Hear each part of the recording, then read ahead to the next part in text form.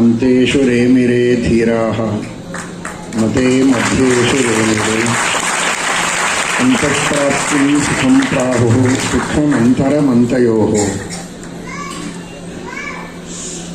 ಮುಂಬೈ ಮಹಾನಗರದ ಜನಗಳೆಲ್ಲ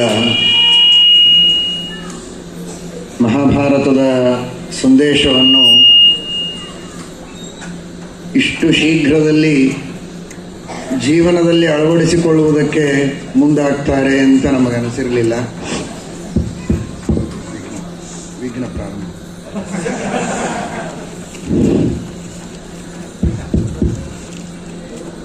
ಆಚಾರ್ಯರು 22 ವರ್ಷಗಳಿಂದ ಮಹಾಭಾರತದ ಪ್ರವಚನವನ್ನು ಮಾಡಿದ್ದರ ಪ್ರಭಾವ ಇರಬಹುದು. ಕೆಲವೇ ದಿನಗಳ ಹಿಂದೆ ಅಂತೆಷು ರೇಮಿರೇ ಧೀರಾಃ ಎಂಬ ಸಂದೇಶವನ್ನು ನೀಡಲಾಗಿತ್ತು. ಇವತ್ತು ಅದನ್ನು ನೀವೆಲ್ಲ ಅನುಷ್ಠಾನದಲ್ಲಿ ತಂದದ್ದು ಬಹಳ ಸಂತೋಷ. ತಾರುಣ್ಯ ಬಂದ ಮೇಲೆ, ವಯಸ್ಸಾದ ಮೇಲೆ ಧರ್ಮ ಮಾಡ್ತೇವೆ ಅಂತಲ್ಲ. ಅಂತೆಷು ರೇಮಿರೇ ಧೀರಾಃ ಮತೆ ಮಧ್ಯೇಷು ರೇಮಿರೇ. 4 ಬಾಲ್ಯ, ಕೌಮಾರಾವಸ್ಥಾ, ಯೌವನಾವಸ್ಥಾ, ವಾರ್ಧಕ್ಯಾವಸ್ಥಾ. ಇದರೊಳಗೆ ಅಂತೆಷು ಮೊದಲು ಕೊನೆಗೆ. ಮೊದಲು ಅಂದರೆ ಈ ಕಡೆಯಿಂದ ಎಣಿಸಿದಾಗ ಮೊದಲು ಅಂದರೆ ಬಾಲ್ಯ, ಆಗಿಂದ ಎಣಿಸಿದರೆ ವಾರ್ಧಕ್ಯ. ಅಂತೆಷ್ವಪಿ ರೇಮಿರೇ. ಬಾಲ್ಯಾವಸ್ಥೆಯಿಂದಲೂ ಧರ್ಮವನ್ನು ಆಚರಣೆ ಮಾಡುವ, ವಾರ್ಧಕ್ಯಾವಸ್ಥೆಯವರೆಗೂ ಧರ್ಮವನ್ನು ಆಚರಣೆ ಮಾಡುವವರಾರು ಅವರು ಧೀರರು. ನ ಕೇವಲಂ ತೇ ಮಧ್ಯೇಷು ರೇಮಿರೇ. ಕೇವಲ ಮಧ್ಯ ಅವಸ್ಥೆಯಲ್ಲಿ ತಾರುಣ್ಯ ಇದ್ದಾಗ ಮಾತ್ರ ಧರ್ಮಾಚರಣೆಯನ್ನು ಮಾಡಬೇಕು ಅಂತಲ್ಲ. ಕೌಮಾರಾವಸ್ಥೆಯಲ್ಲಿ ಮಾತ್ರ ಅಂತಲ್ಲ. ಕೌಮಾರ ಆಚರೇತ್ ಪ್ರಾಜ್ಞ ಅಂತ ಕೇಳಿ ಕೆಲವರೆಲ್ಲ ಕೌಮಾರಾವಸ್ಥೆಯಲ್ಲಿ ಮಾತ್ರ ಧರ್ಮವನ್ನು ಆಚರಣೆ ಮಾಡ್ತಾರೆ. ಅದಲ್ಲ, ಪುಟ್ಟ ಬಾಲಕರಾಗಿರುವಾಗಲೇ ಧರ್ಮಾಚರಣೆಯನ್ನು ಮಾಡಬೇಕು ಅಂತನ್ನುವ ಮಹಾಭಾರತದ ಸಂದೇಶವನ್ನು ನೀವೆಲ್ಲ ಇವತ್ತು ಪರಿಪಾಲನೆ ಮಾಡಿ, ಬಾಲಕರೂ ಕೂಡ ಶ್ರೀಕೃಷ್ಣ ಪರಮಾತ್ಮನ, ಶ್ರೀರಾಮಚಂದ್ರನ ನಾಮಸ್ಮರಣೆಯನ್ನು ಮಾಡ್ತಾ ಆಟದೊಳಗೂ ಭಗವಂತನ ಸ್ಮರಣೆಯನ್ನು ಮಾಡುವಂತಹ ಒಂದು ಪದ್ಧತಿಯನ್ನು ಮಕ್ಕಳಿಗೆ ಕಲಿಸಿಕೊಡುವುದುಂಟಲ್ಲ, ಇದು ಅತ್ಯಂತ ಸೂಕ್ತವಾದದ್ದು. ಈ ಒಂದು ಸಂಸ್ಕೃತಿ ಇದು ನಿರಂತರವಾಗಿ ಬೆಳೆಯಬೇಕು. ಇದು ಒಂದು ದಿನದ ಬಾಲಕ ದಿನಾಚರಣೆ ಅಂತ ಮಾತ್ರ ಅಲ್ಲ, ಇದು ಪ್ರೋತ್ಸಾಹನೆಗೆ. ನಿತ್ಯದಲ್ಲಿ ಮನೆಯೊಳಗೆ ಪುಟ್ಟ ಬಾಲಕರು ಧರ್ಮವನ್ನು ಮಾಡುವಂತೆ ತಂದೆ ತಾಯಿಗಳು ಗಮನ ಹರಿಸುವುದು ಬಹಳ ಅವಶ್ಯಕ.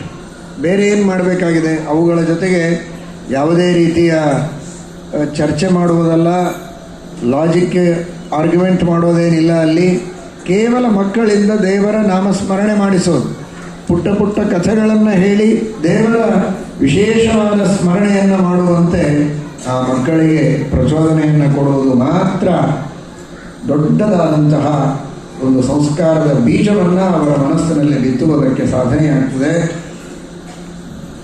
ಶ್ರೀಕೃಷ್ಣ ಪರಮಾತ್ಮ ಬಾಲಲೀಲೆಗಳನ್ನು ತೋರಿಸಿದ್ದಾನೆ. ಬಾಲಲೀಲೆಗಳನ್ನು ತೋರಿಸಿದ್ದು ಉದ್ದೇಶವೇ ಬಾಲಕರಿಗೂ ಹಿಡಿಸುವ ಕಥೆಗಳನ್ನು ನೀವೆಲ್ಲ ಹೇಳಬೇಕಲ್ಲ. ದೇವರ ಬಗ್ಗೆ ಏನಾದರೂ ಕಥೆಗಳನ್ನು ಹೇಳಬೇಕು ಅಂದರೆ ಭಗವಂತ ಪ್ರಕೃತಿ ತತ್ವದಿಂದ ಮಹತ್ತತ್ವದ ಸೃಷ್ಟಿಯನ್ನು ಮಾಡಿದ. ಮಹತ್ತತ್ವದಿಂದ ಅಹಂಕಾರ ತತ್ವ, ಆ ಅಹಂಕಾರ ತತ್ವ 3 ವಿಧ ಅಂತ ಹೇಳಿದರೆ ಬಾಲಕರಷ್ಟೇ ಅಲ್ಲ, ಯಾರಿಗೆ ಬಾಲೆಲ್ಲ ಹಾರಿ ಹೋಗಿದೆ ಅವರಿಗೂ ಅರ್ಥ ಆಗುವುದಿಲ್ಲ. ಅದಕ್ಕೋಸ್ಕರ ದೇವರು ಬಾಲಲೀಲೆಗಳನ್ನು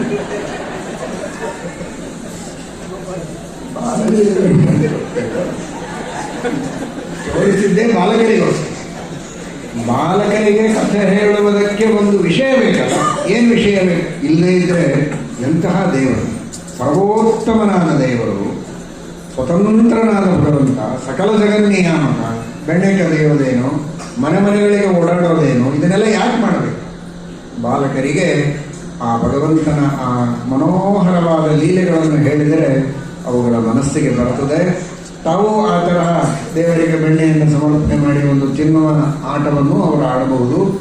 ದೇವರಂತೆ ಗೋವುಗಳ, ಕರುಗಳ ಸೇವೆಯನ್ನು ಮಾಡೋದು, ಅವುಗಳಿಗೆ ಆಹಾರವನ್ನು ಕೊಡೋದು, ಈ ತರಹ ಬಾಲಕರಿಗೆ ಮಾತ್ರ ಅಂತಲ್ಲ, ಬಾಲಕರಿಗೂ ಆಟ ಆಡುವುದಕ್ಕೆ ಬರಬೇಕು, ಬಾಲಕರಿಗೂ ಚಿಂತನೆ ಮಾಡುವುದಕ್ಕೆ ಬಂದಿರಬೇಕು, ಅವರಿಗೂ ಕಥೆ ಹೇಳುವುದಕ್ಕೆ ತಂದೆ ತಾಯಿಗಳಿಗೆ ಒಂದು ಕಥೆ ಬೇಕು, ಒಂದು ವಿಷಯ ವಸ್ತು ಬೇಕು. ಇದಕ್ಕೋಸ್ಕರ ಅವತಾರ ಮಾಡಿದ್ದಾನೆ, ಅದಕ್ಕೋಸ್ಕರ ಲೀಲೆಗಳನ್ನು ತೋರಿಸಿದ್ದಾನೆ. ಸ್ಮೃತಿಗಿಂತ ಪ್ರಣತಿಭಿರ್ ವಿಮುಕ್ತಯೇ ಸ್ವಜನಸ್ಯ ಯಾತ್ಯಯಂ ಅನೇಕ ರೂಪತ.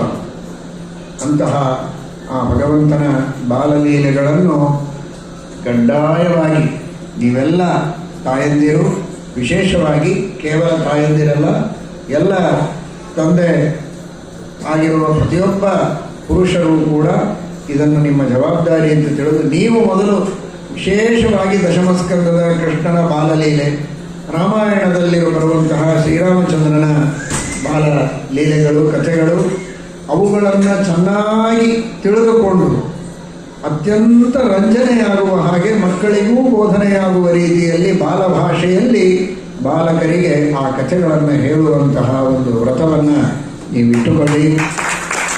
ಜೊತೆಗೆ ಬಾಲಕರಿಂದ ಇದೀಗ ಮಾಡಿಸಿದರು ಅಂತ ಕೇಳಿದೆ, ನಾಮ ಸಂಕೀರ್ತನೆ ಸುಲಭವಾಗಿ ರಾಮ ಕೃಷ್ಣ ಅಂತ ಹೇಳಿಸ್ತಾ ಊಟಕ್ಕೆ ಕೂಡುವಾಗ, ಶಾಲೆಗೆ ಹೋಗುವಾಗ, ಮಲಗುವಾಗ, ಏಳುವಾಗ ಹೇಳಿದರೆ ಆ ಮಕ್ಕಳಲ್ಲಿ ಒಂದು ಧರ್ಮದ ಭಾವನೆ ಬರುತ್ತದೆ.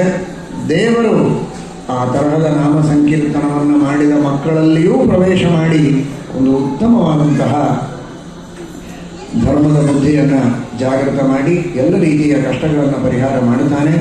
ಆ ಪ್ರಯತ್ನವನ್ನು ಎಲ್ಲ ತಂದೆ ತಾಯಿಗಳು ವಿಶೇಷವಾಗಿ ಮಾಡಬೇಕು.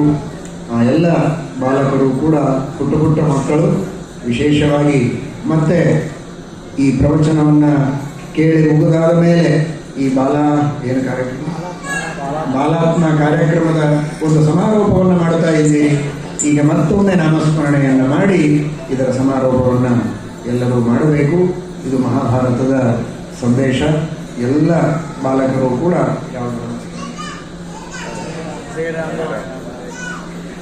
ಎಲ್ಲ ಬಾಲಕರು ಹೇಳಿ, ಹರೇ ರಾಮ ರಾಮ ರಾಮ ಹರೇ ಹರೇ,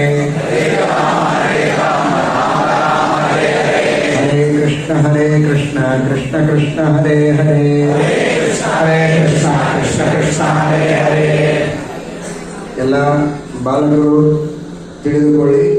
ತಿಳಿದ್ರೆ ತಾಯಂದಿರು ಆಮೇಲೆ ತಿಳಿಸ್ರಿ. ಹಾಸಿಗೆಯಿಂದ ಎದ್ದ ಕೂಡಲೇ ಏನು ಹೇಳ್ಬೇಕು ಹೇಳಿ, ಹರೇ ರಾಮ ರಾಮ ರಾಮ ಹರೇ ಹರೇ, ಹರೇ ಕೃಷ್ಣ ಕೃಷ್ಣ. ಬಾಲಕರೆಲ್ಲರೂ ಎದ್ದು ನಿಲ್ಲಬೇಕು. ಎದ್ದು ನಿಂತು ಹೇಳ್ರಿ. ಎಲ್ಲರೂ ಮಕ್ಕಳು ಎಲ್ಲರೂ ಎದ್ದು ನಿಂತು ಹೇಳಿ. ಯಾರಾದರೂ ಕೈಯಲ್ಲಿ ಉಂಡಿ ಕೊಟ್ಟರೆ, ತಿಂಡಿ ಕೊಟ್ಟರೆ, ಅವಲಕ್ಕಿ, ಉಪ್ಪಿಟ್ಟು ಏನು ಕೊಟ್ಟರು ತಗೊಂಡು ಕೂಡಲೇ ತಿನ್ನಬಾರದು. ಬಾಯಲ್ಲಿ ಕೈಯಾಗಿ ಹಿಡ್ಕೊಂಡು ಹರೇ ರಾಮ ಆಮೇಲೆ ಬಾಯಲ್ಲಿ ಹಾಕೋದು. ಏನು ಮಾಡ್ಬೇಕು ಹೇಳಿ, ಹರೇ ರಾಮ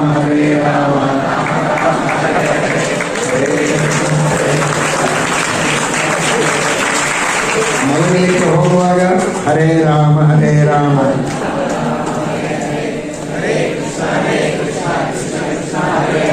ಈ ರೀತಿ ಎಲ್ಲಿ ಶಾಲೆಗೆ ಹೋಗುವಾಗ, ಶಾಲೆಯಿಂದ ಬಂದ ಮೇಲೆ ಎಲ್ಲ ಹೊತ್ತಿಗೂ ದೇವರ ಸ್ಮರಣೆಯನ್ನು ಮಾಡ್ತಾ ಎಲ್ಲ ಕಾರ್ಯಗಳನ್ನು ಮಾಡಬೇಕು. ಎಲ್ಲ ಪರೀಕ್ಷೆಗಳಲ್ಲಿ ಉತ್ತಮವಾಗಿ ಪಾಸ್ ಆಗ್ತೀರಿ.